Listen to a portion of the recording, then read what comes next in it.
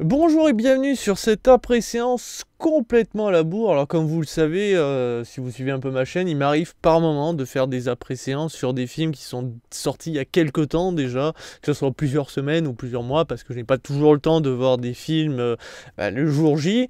Et il arrive aussi que par moment on découvre des films après bien leur sortie, puisque ceux-ci n'ont pas eu la chance d'arriver dans nos salles, ou qu'ils soient sortis directement en DVD, ou pour diverses raisons. Et aujourd'hui, donc, on va parler de Resident Evil Vendetta, réalisé par Monsieur Takomori Tsuchimoro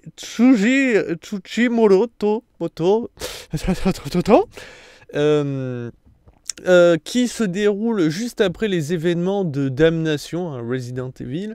Donc du coup, je ne vais pas revenir sur celui-ci si vous ne l'avez pas vu pour éviter de spoil. D'ailleurs, j'ai beaucoup aimé les films d'animation des Resident Evil. On peut leur critiquer le scénario, bas de plafond, ce genre de choses. Mais moi, vraiment, la saga Resident Evil, que ça soit en film ou en film d'animation, j'ai toujours su apprécier les épisodes, même si c'est vrai que pour certains effets spéciaux, et le dernier Resident Evil qui est sorti au cinéma, on peut clairement dire que celui-ci est une belle merde. Mais globalement, j'ai réussi à apprécier les épisodes. Et pour ce Vendetta, alors on retrouve entre autres Chris Redfield, ça c'est cool, et on va dire dans la version... Enfin, physiquement, on est proche de la version Resident Evil 5, physique bien carré quand même.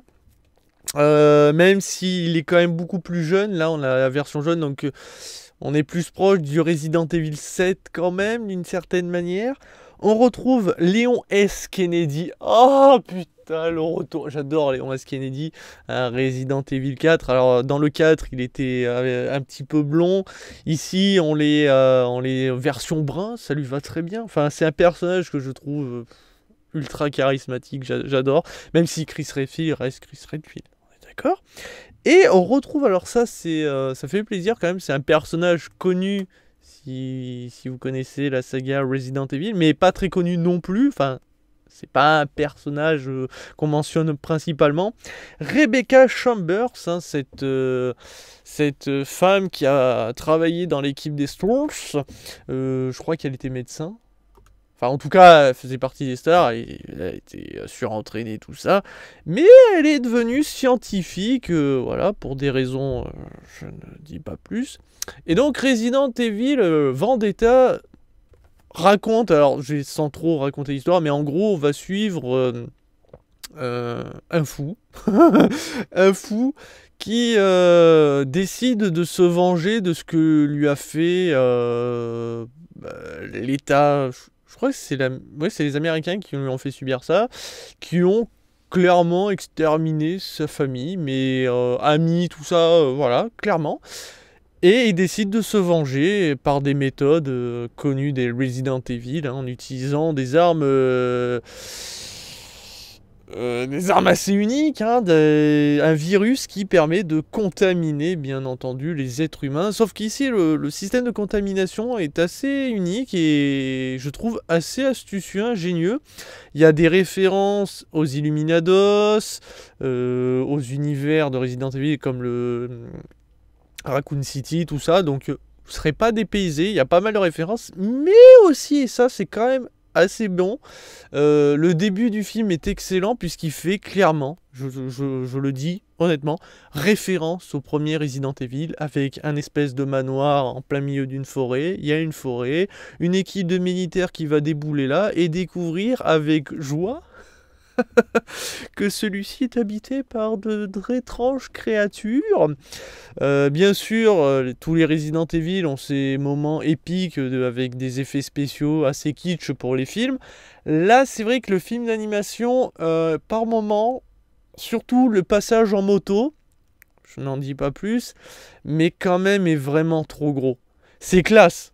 C'est classe. Non, mais je veux dire, si en vrai, dans la vraie vie, alors je sais que dans la vraie vie, les professionnels de pilotage, cascadeurs, tout ça, peuvent faire des cascades assez. Hein, mais là, c'est un peu trop gros, je trouve, pour Monsieur Kennedy qui pilote sa moto d'une manière assez hein, non conventionnelle, soyons honnêtes, mais qui est quand même classe. Mais je trouve ça un peu trop gros. Le combat final aussi, où je veux dire, le méchant. Voilà, ils sont, je situe juste le lieu en haut d'un building. Le méchant peut à tout moment buter les protagonistes, mais juste en les balançant dans le vide. Il ne le fait pas, il les balance contre un mur. Tu m'expliques pourquoi? Mec, t'es un méchant, tu veux le tuer, pourquoi tu ne balances pas directement dans le vide? Voilà, c'est un peu gros, je trouve, par moment. Par contre, et ça, c'est un truc que j'ai vraiment trouvé excellent et qui mérite le coup d'œil, les combats sont hyper, comment dire, chorégraphiés. Vraiment, c'est une chorégraphie, mais qui paraît presque, enfin, qui paraît vraiment réaliste. Bon, bien sûr, il faut des personnages, enfin, des mecs qui gèrent la patate, comme on dit, mais c'est vraiment bien chorégraphié, et je trouve que Chris Redfield et Kennedy sont vraiment chorégraphiés d'une manière où on distingue vraiment leur personnalité. Par exemple, Redfield, c'est une masse, donc il se déplace moins aisément, mais quand même, voilà, mais il va surtout utiliser plutôt ses compétences militaires, alors que Kennedy, c'est quelqu'un d'assez fin, assez agile, et quand il utilise son pistolet, par exemple, il va pas l'utiliser comme certains, genre comme ça. Non, il va l'utiliser, mais d'ailleurs, ça fait un petit peu référence à John, enfin pas référence, mais ça fait penser un petit peu à John Wick, où John Wick, quand il utilise ses armes, il les utilise vraiment près de lui. C'est-à-dire quand il utilise un flingue, le flingue il est pas là, il est là. Ouais, il l'utilise comme ça, aisément, rapidement, pour mieux viser. Kennedy, c'est la même chose, et c'est très impressionnant. Et vraiment, à ce niveau-là, ça envoie du lourd. En fait, ce Vendetta est de bonne qualité, globalement, la première partie. La deuxième partie, c'est un peu chiant dans le sens où voilà, ça fait trop gros. Il y a des choses où tu dis, ouais, quand même, il faut pas pousser mamie dans les orties. Mais globalement, l'histoire est assez intéressante, même si je trouve que le méchant qui décide de se venger parce que si ou patata. Et surtout, encore une fois, je trouve que la raison de pourquoi on a fait subir ça à ce mec est assez survolée. J'ai pas trop compris la raison. Mais globalement, moi je trouve que ce Resident Evil Vendetta est de bonne facture. Et en tout cas, il fait plaisir aux yeux, que ce soit pour les références, je trouve. Moi, je vous dis, mais le coup du manoir, oh là là. La nouveauté du virus, puisque je vous rappelle qu'il y a différents virus, hein, j'avais parlé des Illuminados, entre autres, mais là, il y a le virus est assez novateur d'une certaine manière, et c'est assez effrayant de se dire qu'ils ont encore de nouvelles idées, et de se dire qu'en fait, Resident Evil, c'est que tant que tu peux innover ton virus, c'est éternel. Bon, bien sûr, on sait très bien qu'ils ont prévu... Enfin, il y a des rumeurs comme quoi la saga des films pourrait avoir un reboot, et donc on pourrait avoir des nouveaux films. Voilà. Les jeux vidéo ne sont toujours pas terminés. Les films d'animation, je pense honnêtement qu'on risque d'en avoir 2-3 autres, puisque ceux-ci ne clôturent pas vraiment la... D'ailleurs, je vous lis vite fait, la fin de ce Vendetta nous annonce encore un méchant, et donc techniquement encore une suite. Il y aura toujours un méchant, mais...